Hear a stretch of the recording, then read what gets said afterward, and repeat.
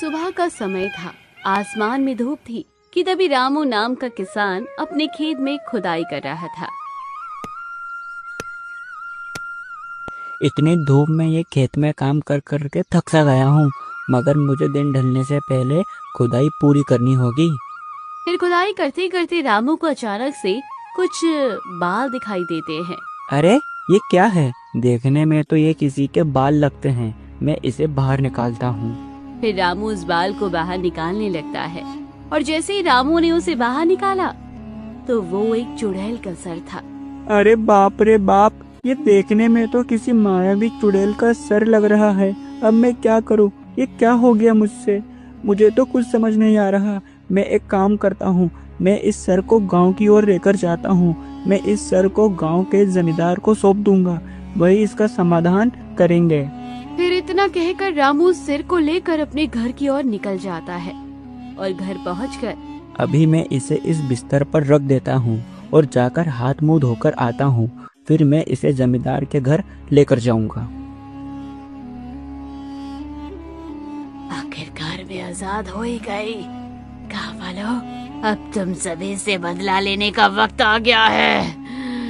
मैं किसी को नहीं छोड़ूंगी, सबको मार दूंगी। इतने में वहाँ रामू की पत्नी माया आ जाती है और चुड़ैल के सर को देखकर, ये क्या है? ये हमारे बिस्तर पर कैसे आ गया? देखने में तो ये किसी चुड़ैल का सर लगता है। अरे सुनिए जी, कहाँ हो? जरा तुरंत यहाँ आ जाओ। अरे क्या हुआ भाग्यवान, तुम इतने जोर से क्यों चिल्ला रही हो? अरे चिल्लाओ नहीं तो और क्या करूं? ये देखिए ना, चुड़ैल का सर यहाँ कैसे आया और ये कितना डरावना लग रहा है। अरे भाग्यवान, तुम बिल्कुल भी मत डरो। ये चुड़ैल का सर मैं ही लेकर आया हूँ। क्या तुम लेकर आए हो? अरे तुम्हें ये चुड़ैल का सर कहाँ मिला और तुम यहाँ इसे क्यों लेकर आए हो? अरे भाग्यवान, अब मैं तुम्हें क्या बताऊं। आज जब मैं सुबह अपने खेत में खुदाई कर रहा था, तब मुझे खुदाई करते समय ये सर मिला। रामू ने माया को सारी बातें बताई। तुम पागल हो गए हो क्या? तुम तुरंत ही इसे जमींदार को सौंप कर आ जाओ। मुझे इससे बहुत डर लग रहा है। ठीक है माया, तुम बिल्कुल भी चिंता मत करो। मैं इसे अभी जमींदार के घर पर सौंप कर आता हूँ। रामू उस चुड़ैल के सर को उठाने ही वाला था कि तभी अचानक से वो चुड़ैल कहती है, अच्छा तो तू वही है जिसने मुझे आजाद करा। हाँ, मैंने ही तुम्हें जमीन से बाहर निकाला है। कृपया करके आप हम दोनों को छोड़ दीजिए। आप हमें कुछ हानि मत पहुँचाइएगा। ठीक है, तेरी ही वजह से मैं आज आजाद हुई हूँ, इसलिए मैं तुझे छोड़ रही हूँ। लेकिन उससे पहले तुझे मेरा एक काम करना होगा। तुझे वापस उसी जगह पर जाकर मेरे धड़ को भी निकालना होगा। अरे अरे, ये तुम क्या कह रही हो? नहीं नहीं चुड़ैल, मैं ऐसा बिल्कुल नहीं करूँगा। तो फिर ठीक है, मरने के लिए अब तुम दोनों तैयार हो जाओ। मैं सबसे पहले तेरी पत्नी को मारूंगी और फिर इसके धड़ पर अपना सर जोड़ दूंगी। अरे नहीं नहीं, कृपया करके आप हम दोनों को हानि मत पहुंचाइए। मैं आपके आगे हाथ जोड़ती हूँ। अरे सुनते हो जी, ये जो चुड़ैल कहती है ठीक तुम वैसा ही करो ना। आप ऐसा मत करिए। आप मेरी पत्नी को कुछ भी मत करना। आप जो कहोगी ठीक वैसा ही मैं करूँगा। आपको आपका धड़ खोद कर उसे बाहर निकाल कर मैं दूंगा। फिर इतना कहकर रामू और चुड़ैल उसी जगह चल देते हैं जहाँ से चुड़ैल का सर निकाला था। अब यहाँ तुरंत खुदाई शुरू कर, मेरा धड़ इसी में है। फिर रामू डरते डरते चुड़ैल की बात के अनुसार वही खुदाई करने लगा और थोड़ी देर बाद उस चुड़ैल का धड़ भी मिल जाता है। चुड़ैल अपना धड़ देखकर बहुत खुश हो जाती है। अब तेरा काम हो गया, अब तू यहाँ से तुरंत ही अपने घर को लौट जा। चुड़ैल के कहते ही रामू वहाँ से चला जाता है। फिर वो कटा हुआ सर उस गड्ढे में चला जाता है और देखते ही देखते चुड़ैल का सर और धड़ आपस में जुड़ जाते हैं। गाँव वालों, अब मरने के लिए तैयार हो जाओ। मैं किसी को नहीं छोड़ूंगी। जो तुमने मेरे साथ किया था, अब मैं भी तुम सभी के साथ वैसा ही ठीक करूंगी।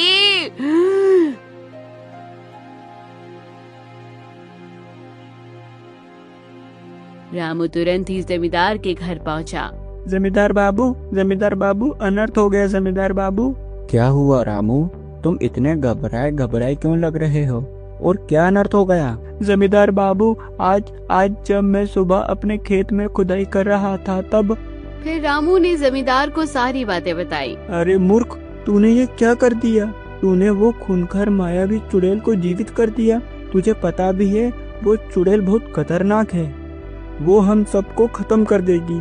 आज से बहुत सालों पुरानी बात है, मेरे पिताजी और गांव के युवकों ने मिलकर वो मायावी चुड़ैल के 2 टुकड़े कर दिए थे और उन दोनों टुकड़ों को अलग अलग दफन कर दिया था। और मूर्ख, तूने उस चुड़ैल को जीवित कर दिया। रामू, तूने ये क्या कर दिया? जमींदार बाबू, मेरी भी मजबूरी थी। अगर मैं ऐसा नहीं करता तो वो चुड़ैल मुझे और मेरी पत्नी को मार देती। अगर वो चुड़ैल तुम दोनों को मार देती तो तुम दोनों मर जाते ना। उस चुड़ैल से बाकी गांव वालों की तो जान बच जाती। रामू, मैं कुछ नहीं जानता हूँ, तूने ही उस चुड़ैल को जीवित किया है और तू कैसे भी करके उस चुड़ैल को खत्म कर। जमींदार बाबू, आप ये क्या कह रहे हो? आखिर मैं अकेला उस चुड़ैल से कैसे लड़ सकता हूँ? आप मेरी मदद करिए ना। अरे मूर्ख, मैं इसमें तेरी मदद नहीं कर सकता हूँ, और अब तू यहाँ से तुरंत ही जा। और जाता जाता ये बात ध्यान से सुन, अगर गांव में वो चुड़ैल ने किसी को भी हानि पहुंचाई तो उसका जिम्मेदार केवल तू ही होगा रामू। जमींदार की बात सुनकर रामू हक्का बक्का रह गया और रामू ने भी ये सभी बातें अपने घर आकर अपनी पत्नी माया को बताई। क्या हो गया हमारे साथ, अब हम क्या करेंगे, बताइए ना। मुझे कुछ समझ नहीं आ रहा भाग्यवान, अब हम क्या करेंगे? जमींदार ने तो साफ कह दिया है कि मैं इसमें तेरी कुछ सहायता नहीं कर सकता हूँ, और कहा गांव में किसी पर भी वो चुड़ैल ने हमला किया तो उसका जिम्मेदार केवल मैं ही होऊंगा। और ये सभी बातें रामू का पुत्र राजू सुन रहा होता है। अब मुझे ही कुछ ना कुछ करना होगा। फिर इतना कहकर राजू अपने घर से निकलकर जंगल के बीचों बीच कुटिया थी जिसमें एक साधु महाराज रहते हैं, वहाँ जा पहुँचता है। साधु महाराज, क्या हुआ बालक, तुम इतने घबराए क्यों लग रहे हो, और क्या बात है? साधु महाराज, मेरे पिताजी बड़ी ही मुसीबत में पड़ गए हैं, कृपया करके आप उन्हें इस मुसीबत से बचा लीजिए। अरे पुत्र, तुम्हारे पिताजी किस मुसीबत में फंस गए, तनिक तुम मुझे समझाओ। साधु महाराज, मेरे पिताजी आज सुबह खेत में खुदाई कर रहे थे कि तभी। फिर राजू ने साधु महाराज को सारी बातें बताई। अरे बालक, वो बहुत खूंखार मायावी चुड़ैल है। आज से कुछ समय पहले इन्हीं गांव वालों ने उस चुड़ैल के 2 टुकड़े करके उसे जमीन में दफना दिया था। वो चुड़ैल जरूर गांव वालों से बदला लेना चाहती होगी। साधु महाराज और जमींदार ने ये कहा, अगर उस चुड़ैल ने गांव में किसी को भी हानि पहुंचाई तो उसके जिम्मेदार स्वयं मेरे पिताजी होंगे। साधु महाराज, आप कुछ करिए ना। साधु महाराज, आपके पास कोई उपाय नहीं है क्या? बालक, मेरे पास एक उपाय है। अगर कोई उस चुड़ैल को एक मटके के अंदर कैद करके उस मटके के मुंह पर लाल कपड़ा बांधकर उसे नदी या तालाब में बहा देगा तो वो चुड़ैल हमेशा के लिए मर जाएगी। ठीक है साधु महाराज, मैं उस चुड़ैल के पास जाकर उसे एक मटके में कैद करता हूँ। मगर पुत्र, तुम अकेले ये काम कैसे कर पाओगे? वो एक मायावी चुड़ैल है, वो बहुत खतरनाक है। साधु महाराज, आप मेरी बिल्कुल भी चिंता मत करिए, मेरे पास एक उपाय है जिससे मैं उस चुड़ैल को मटके में कैद कर ही लूंगा। किंतु वो चुड़ैल मुझे कहाँ मिलेगी साधु महाराज? वो चुड़ैल तुम्हें जरूर घने जंगलों के बीच में एक गुफा है, वो चुड़ैल तुम्हें वहीं मिलेगी। फिर इतना कहकर राजू एक मटका लेकर उस गुफा की ओर निकल जाता है। ए बालक, तेरी इतनी हिम्मत जो तू इस गुफा में आया। अरे आप कौन हो? मैंने तो अपने जीवन में पहली बार ऐसा मनुष्य देखा जिसके पैर नहीं है और वो हवा में उड़ रहा है। अरे मूर्ख बालक, मैं मनुष्य नहीं, एक मायावी चुड़ैल हूँ। चुड़ैल? क्या चुड़ैल? मैं कैसे मान लूं कि तुम चुड़ैल हो? मैंने तो सुना है चुड़ैल के पास बहुत सारी शक्तियाँ होती है, वो कुछ भी कर सकती है। तुमने सही सुना बालक, चुड़ैल कुछ भी कर सकती है। अच्छा, तुम चुड़ैल हो ना? अगर तुम चुड़ैल हो तो तुम इस मटके के भीतर जाकर दिखाओ। अगर तुम इस मटके के भीतर चली जाती हो तो मैं तुम्हें मान लूंगा कि तुम एक चुड़ैल हो। अगर नहीं जा पाई तो तुम एक मनुष्य हो। ठीक बालक, मैं अपने इस मटके के भीतर जाकर तुम्हें दिखाती हूँ। चुड़ैल अपना आकार छोटा करके उस मटके के अंदर चली जाती है और इतने में ही बीच में राजू उस मटके का मुंह एक लाल कपड़े से ढक देता है।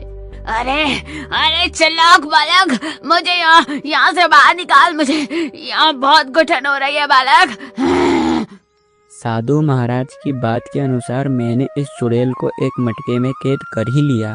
अब मुझे तुरंत ही साधु महाराज के पास जाकर इस चुड़ैल को एक नदी में बहाना है। फिर इतना कहकर राजू और साधु महाराज एक नदी के किनारे वो मटकी को एक नदी में बहा देते हैं और उस चुड़ैल को बहाने के बाद साधु महाराज और राजू गांव की ओर जाकर ये बात सभी को बताते हैं।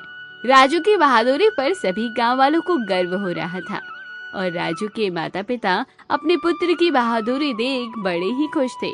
तो दोस्तों, कहानी भी यहीं खत्म होती है। कैसी लगी कमेंट बॉक्स में जरूर बताइएगा। चैनल को अभी तक सब्सक्राइब नहीं किया तो जरूर कर लीजिएगा।